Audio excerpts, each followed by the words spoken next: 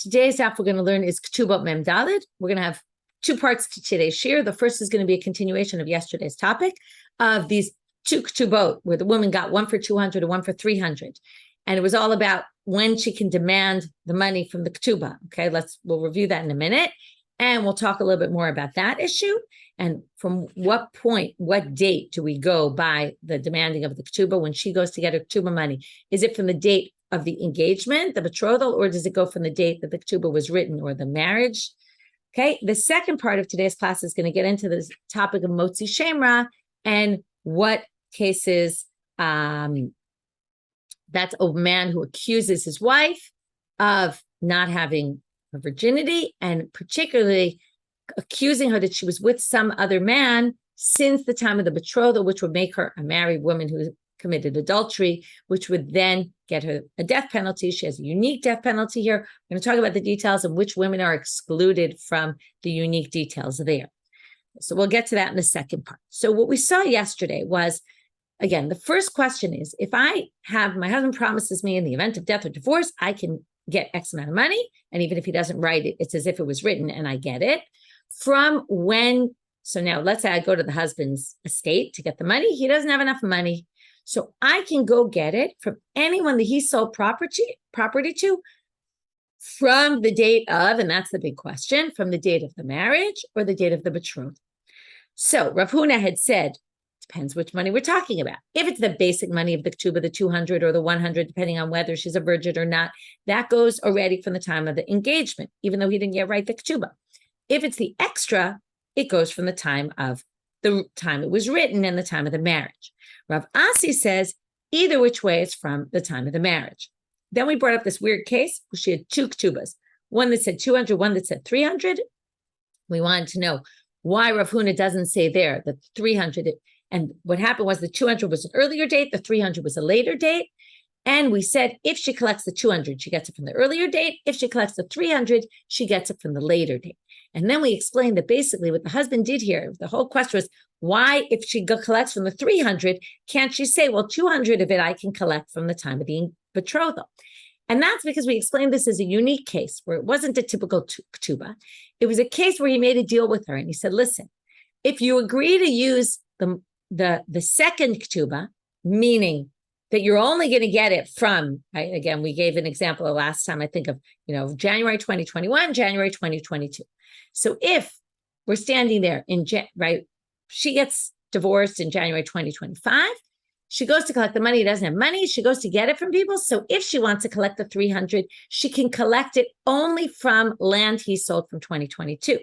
If she wants to collect from land he sold from 2021, she would have to only collect 200. So it's a bit of a deal he made with her, either this one or that one.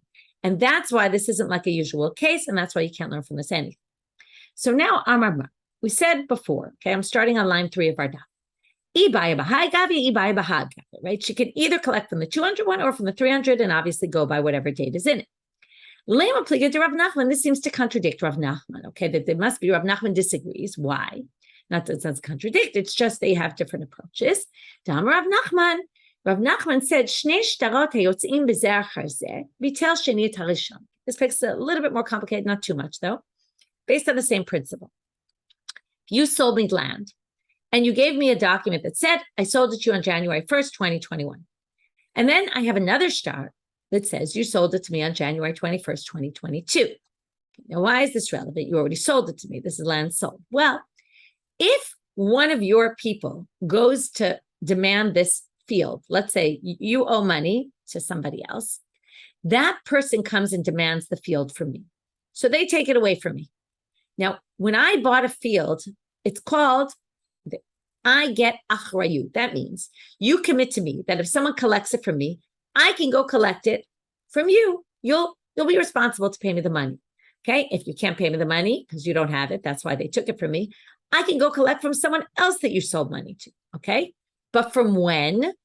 From the date it says in the shtar that you sold me the property.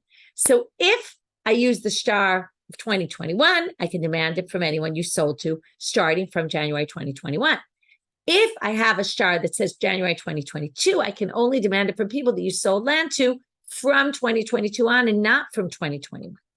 So comes Rav Nachman and he says, if I pull out shtei shtarot and I have one for the same field, dated 2021 and one dated 2022, so bitel sheni et harishon. Now, according to Rav Huna, it would sound like you can use either one and just a matter of, which one you use and which dates, although it's a little different because these are the same amount. So anyway, in a minute, we'll see that they really say the same thing. But the second one cancels out the first. I can't even use the first one. So it sounds like he's disagreeing with Rav Huna, who said she can either use the 200 or the 300, depending on what she wants. To which the Gemara says he doesn't disagree with Rav Huna because Lav Itmar Mi Itmar La wasn't it said on the statement of Rav Nachman that Amar Rav Papa said Mode Rav Nachman di Osif Be Dikla L'Tosefet Katve. Rav Nachman agrees that in the event that the second document added, and some people say even just a tree, okay, meaning it added a little bit more. If there was anything extra, just like the Ketubot case, there was 300 in the second one. If there was any extra, then litosefet katve. So hachinami ha'osif lamidi. Because he agrees, Rav Nachman, that if he added something, then you can theoretically use both. And it's just a matter of, are you going to get more, but be able to demand less down the road if it's all a game, right? If someone were to take the field away from you because the person you bought it from had a loan out and didn't pay it, then you could demand it from the person you bought the field back only from the later date. But your risk is that you're actually getting more. So if you use that star and it has extra, then that one didn't cancel out the first. You could still use the first star, say, no, I want to go with the earlier date, okay? So he actually agrees with Rav Huna because it's basically saying the same thing. Now they want to understand this a little bit better. Gufa, we're going to go now in depth into this statement of Rav Nachman. Rav Nachman, shnei shtarot hayotzim b'zerach hazeh, two documents with two different dates. Bitel sheni et harishon. The second one cancels out the first. So now we're dealing with that part, really. Okay, even though we're going to see Amar Rav Papa, and Rav Papa said Mode Rav Nachman. He admits, though, he agrees. The Yosef Dikla, if you added something the Tosefet Katve. But now we're going to go back to the basic halacha of the second one canceling the first. So now they say, well, in certain other cases, it's going to be obvious that also they don't cancel out. Pshita rishon b'mecher v'sheni b'matana. If the first one was a sale and the second one was a gift, okay, so I have two documents that this land is mine.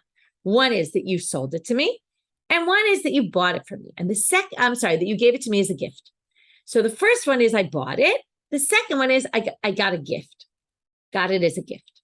Now, why would you write a gift in addition to a sale? Well, it's liapot kocho de katavle. You wanted to make it better for me. Why is a gift better? For what purposes? Well, mishum dina de bar mitzvah. There's a law that if I sell my land, or let's say you're the one selling here, you sell your land to me, but your neighbor, the one who owns the field right next to it, has first dibs to the property. But only if you sold it to me. If you gifted it to me, then no. So now we basically say, oh, well, if that's the case, then if that's the case, for sure, then both are valid, because basically you were just trying to help me out, that if they came and the neighbor started complaining, you would pull out the star that said, oh, it was a gift, and then it would be yours. Ella, ish nehem b'mechel. I'm sorry, and I skipped a line. V'kol sheken, and all the more so, just 1 second. All the more so, if rishon b'matana v'sheni b'mechel, if the first one was a gift and the second was a sale, there's another reason why you would have given me a second one. You wanted, now, what did I tell you before? If you give me land, if you sell me land, that comes with achrayut. That means if someone demands it back for a loan, for your loan, then I can demand from you. But if you gifted me land and someone, right, I give you a gift, you give me a gift, and then your people you owe money to come and take it away from me. It was a gift. I can't claim, give me back my property. I can't. So if first you gave me a document that this is a gift, and then I have another document with a later date that says it was a sale, obviously you gave it to me as a sale. You gave me the document that says it was a sale because you were basically saying, I accept responsibility that if someone demands it, you can come get the money back from me. So it makes sense in those cases that after the first one, you might have given a second one for a particular reason, in which case both are valid. But ish nehem But if both were gifts or both were sales, then for sure the second one cancels the first. And again, there was nothing extra in the second one. It was the exact same thing. My timer, we're now going to have two reasons. Why would this be? So why did you have a second one? Well, Rafram Amar Amar Oduye Odin.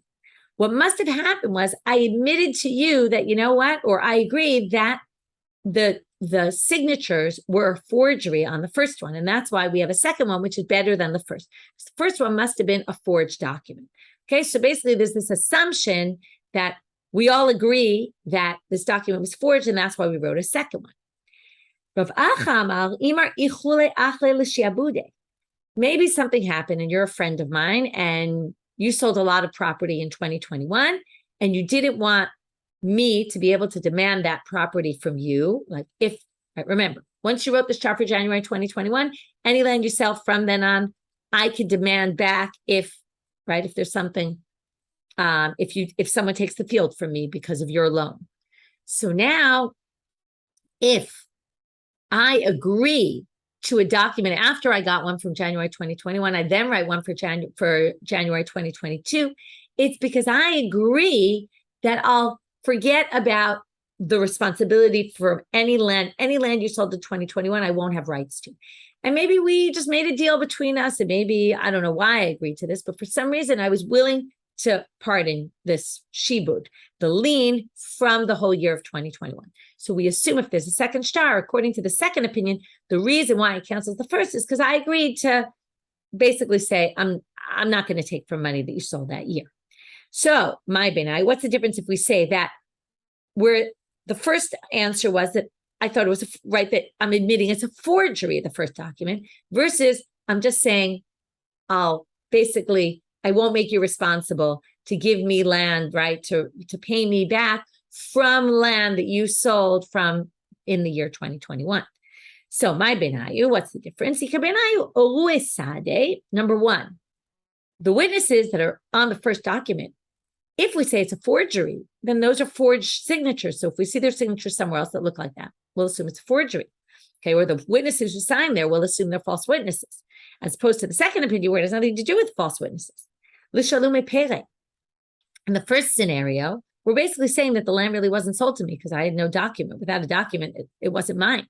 In the second scenario, we're saying it was sold to me. It's just that I'm not going to make you responsible, meaning, again, if people demand the field from me because of your loan, and now I come and say, give me the money back, I won't be able to take it from land that you sold in 2021. But of course, the property was mine in 2021. So then in the first scene, the first explanation, it wasn't mine. So l'shalume pere ulitaska. Whose land was it then? In the first scenario, it was a forged document. It wasn't my land. So that means all the proceeds of that year go to you, not to me. And who pays the taxes? Tasca is the taxes. You pay the taxes on the land because it was your land. So on the one hand, I don't get the proceeds. On the other hand, I don't have to pay the tax. So that would be the difference. In the second scenario, it would all be mine. So the proceeds would be mine and I'd have to pay the tax. Now they go back to the original question. So really, from when can you demand the ketubah money? Okay, he said in the name of Shmuel, in the name of Rabbi Elazar, Rabbi Shimon, Rabbi Yehuda started. He says, just like Rav Huna.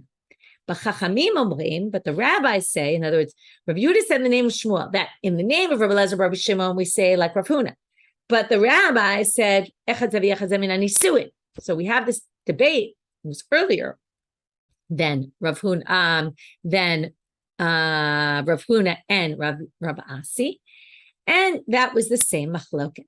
Didn't really help us, but the Gemara now says, well, I guess it really did help us because it told us the rabbis say it goes from the Nisuin. We actually end up holding like Rav Asi.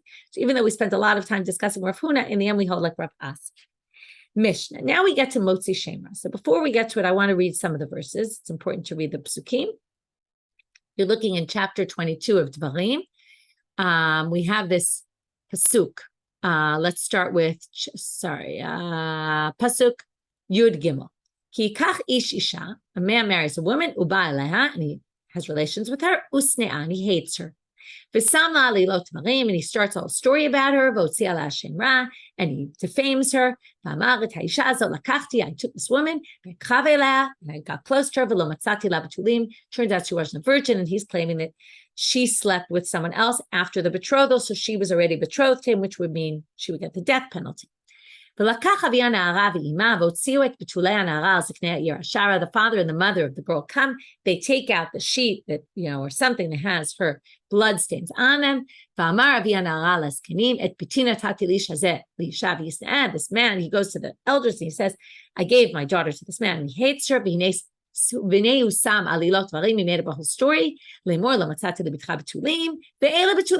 He said she doesn't have virginity, and here it is right now. It actually sounds like it was her clothing, right? And they take out her clothing in front of the Tiknei Yair. Sounds like a bit of a horrible scenario for this woman, but it's better than the alternative. So they take this man and they give him lashes, and they punish him to pay 100. Notice there's no kimla here. He gets lashes and he pays money. But that's because the Torah specifies. And they give it to the father of the girl, because he gave a bad name for a virgin of Israel. Okay, and he marries her. He can't divorce her ever, because again, he's tried to defame her, right? Again, what if he doesn't want to? Okay. Then it says, but what if it was true? And she really wasn't a virgin. Then they take her out to the entranceway to her father's house. And they stone her.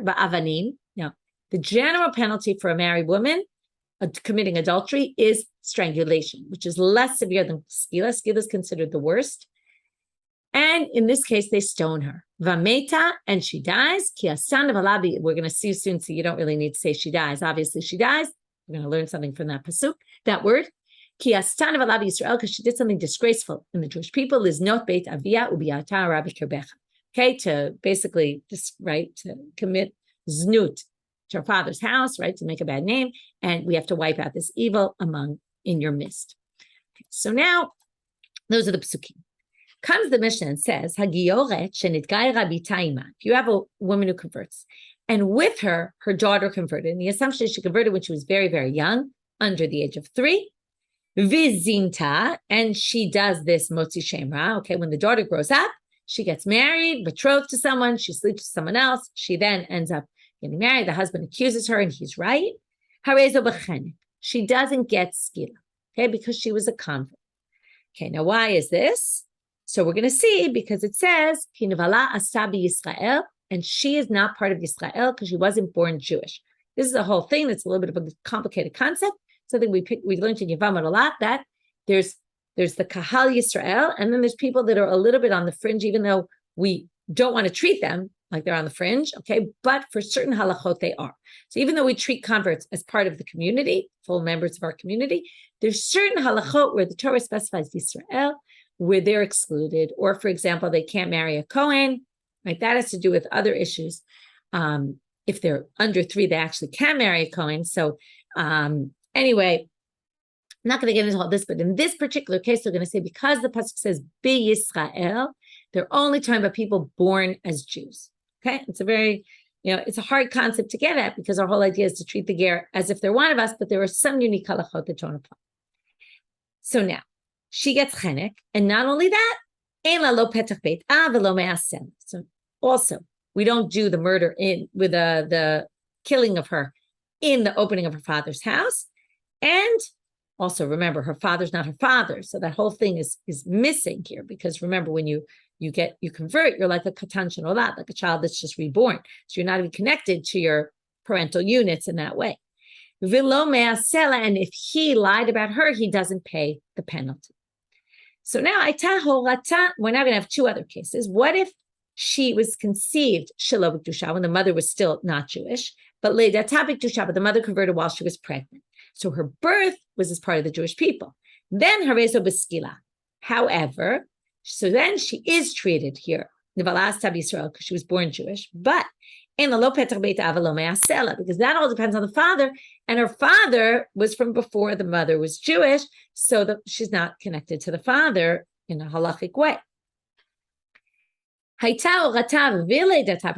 if her mother converted, but she was already conceived and born once the mother had converted, then she's a full-fledged Jew. What if we have a girl who has a father, but the father doesn't have a house with an entranceway? Or she has an entranceway of the house, but she doesn't have a father. He died. She does get skila because it's just better to do it that way, but it's not something that's a critical part of the mitzvah. It's a very interesting question about how do we always know what things written in the Torah are critical parts of the mitzvah, what things aren't. Okay, starting out from Amud Bet. So Rashi tells us, what are they asking about? We just learned a lot of halachot. So Rashi says, we're asking about the case where she was conceived before the mother converted and born once the mother converted, she gets skila. So where do we get that from? Amar Rish Lakish, Amar Ka Vameta. The pasuk says Vameta. It's additionally unnecessary. We saw before. There must be someone additional who gets the death penalty of skila, of stoning.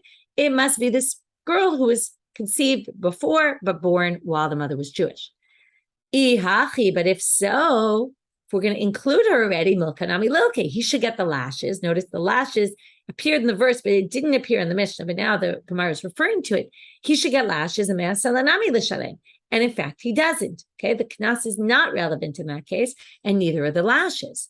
So they say, Amar Kravameta limita nir batavalo the knas. Right? Remember, we said Vameta comes to include this case, but specifically regarding the death penalty for her, but not for him, because again, for him, it has to do with the relationship to the father, and there is no father.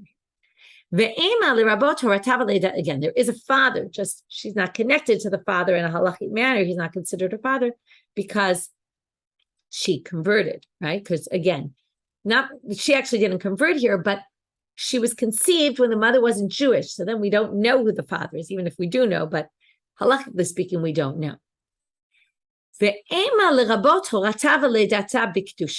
Maybe if we're saying Vameta comes to include, maybe we'll include someone who is both, right? Who was conceived and born Bikdusha, okay, meaning she was fully Jewish, just her mother had converted before she got pregnant. To which the Gemara says, well, you don't need a pasuk to teach that. She's no better Jew than anybody else. And as long as her mother converted before she was conceived, she's a full-fledged Jew. So why don't we say it's maybe you could then say Vameta, even if she converted. Okay, maybe even if she fully converted, meaning she was born not Jewish, then she converts when she's little, maybe then. So maybe then she should die skila and she should be part of this. You can be Yisrael Maya Hanina. Well, then what's the Yisrael doing there again? That's how we started. So we've come full circle. Yisrael comes to exclude one who's a convert. The Vameta comes to include specifically the death penalty for one who was conceived before when the mother wasn't Jewish, but born when the mother was already Jewish. Now we're going to have a separate question, which is, what about an orphan? So Amar Rabbi Yossi Bar Chanina, we're going to have a debate about this. Hamotzi Shemra Ali Yatoma Patur. Okay, since it's all about the father, right, and the father plays a key role here. If she's an orphan, no, there's nothing. Okay, so let's say he lied about her. He doesn't have to pay the penalty, right? It seems a little bit cruel, okay? But according to Rabbi Yossi Bar Chanina, he doesn't, and he doesn't get the lashes. Must be coming to exclude someone who doesn't have a father. Mativ Rabbi Yossi Bar Avin, B'Tem Rabbi Yossi Bar Zvi. Now, one of the two of them asked this question. Now, it's a bit of a strange question because it's going to come from the case of the one who seduces. When it says if the father refuses to marry her to him, then he has to pay the penalty right away. That's to say, even a yitoma, because it says ma'en yima'en. We already darshan this to some other drasha that even she could refuse if she wants. But here they say it's to show that even if she doesn't have a father, still she gets the knas. Divrei Rabbi Yossi Aglili. And somehow they make the jump, probably, again, Commentaries disagree exactly on how we make this jump. Let's just try to say it simply. Since there it's talking about the father of the Na'ara, and still the Yatoma gets it, sounds like by us the same thing. Even though she's an orphan, and even though it's all about the father, she should still get it. So he asked the question, but he answers it. And in fact, if you're wondering, why would an orphan who's a mefutar, remember the mefutar herself went in willingly, so why should she get knas? To which they say, oh, that case was biba alev achar kach nityatma. It was a case where he slept with her when there was a father in the picture, and only after that was she orphaned. So that's why. Okay, so then it's not the same case. We're talking here about someone who says about an orphan that she wasn't a virgin. Rava Amar Chayav. Rava says, no, you're actually obligated. If you see there's an aleph there, that means we paskin that way. Okay, this is the halacha. Even an orphan, he has to pay, thankfully. Mimai, where do we get it from? Midatane ami, bitulat Yisrael velo bitulat gerim. Okay, he talks about this case of, right, it says in the pasuk, they give it, right, votzi shem ra al bitulat Yisrael. Okay, and they say bitulat Yisrael, but not the bitulat of gerim. Okay, again, Yisrael is coming to exclude converts. So you have to find a case where, well, we'll see right now, it would have to be a case where you were obligated as a Yisrael and then exempted as a convert. Okay, there's an assumption that Ami was using this pasuk to exclude an orphan convert. Okay, so he was saying, just one second. Right,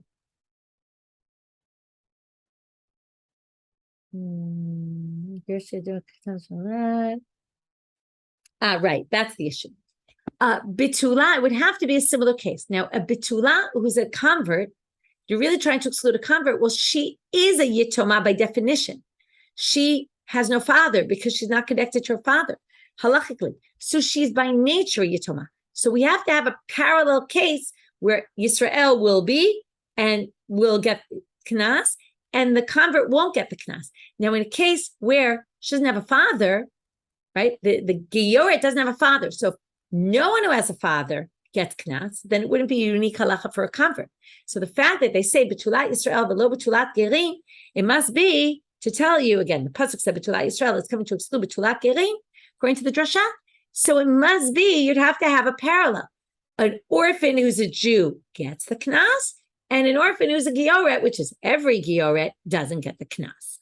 Okay? So let's just read it inside again. But if you say Yisrael ki agavna patul, if you say the Yitoma is exempt when she's Yisrael, how should be Yisrael patur b'gerim? You wouldn't need a drasha to tell us gerim. Of course, if any Yitoma is, then of course gerim will not be included. Giorot, female converts. Now we're going to have a repeat sugya, and with that, we'll finish for today. We already learned this. Amar Rish Lakish, Hamotzi Shemra ala Ketana Patul. A few dapim ago, we saw this. Rish Lakish made the statement, but did he make it here or did he make it somewhere else? But right now, we're going to learn the one about here. One who's spreads rumors, defames a minor is exempt. Shenemar v'natan la'avia na'ara. Na'ara malei diber katuv. Notice na'ara is written with a hey. If you remember, we had this just a few days ago. Written with a hey, that means it's only a na'ara, not a ketana. Matkif Rav Acha bar Abba, he says, what are you talking about? It's not because it has a hey and na'ara at the end of it. Tama dechtiba hanara, that's why. Halav hachi, if not, havamina filu ketana, you would have thought it applies even for a minor. Of course it doesn't. Haktiv imamet hayadavar, they say if it was really true. Lo nimtzu b'tulim l'na'ara, they didn't find that she was a virgin. They take her out to the entrance of her father's house and they stone her. She can't get punished if she's a minor. So obviously the whole section is talking about a girl who's not a minor anymore, not because it has this extra hey in the word na'ara, which isn't even extra. Anyway, they say, Ela kan na'ara, what he meant to say, Rish Lakish, was, because we know it's an na'ara, because she gets the death penalty if she's lying, then because of that, when it says he pays the father of the na'ara, and it's written with a hey, that teaches us that ha komakom shenemar na'ara afilu ktana b'mash. That teaches us that anytime it says na'ara with a hey, it doesn't include a minor. Anytime it says nara without the hey at the end, that means including a minor. And that's what Rish Lakish is saying for her. Not that we learn it from the fact that there's an extra hey. Again, not really extra, but there's a hey at the end. It's more because there are a number of cases where there isn't a hey at the end. So what he wants to say is, since it's clear from the context here that we're talking about a non-minor, then and it has a hey in the word na'ara, and other places don't have a hey, must mean those other places include minors. That's what we got, that a minor is an onus, according to the rabbis. Could even be, right, there's a case of rape, even the rapist would have to pay even if she's a minor. That was against Rabbi Meir, but that was his proof. And we learn it out from here, according to Rish Lakish. Okay, not everybody thought that, but Rish Lakish says that. Okay, with that, we'll finish for today. Then we're going to start with this Tani Sheila, this bright of Sheila, which is going to really be developed in tomorrow's daf. So we'll start with that tomorrow. Have a great day, everybody.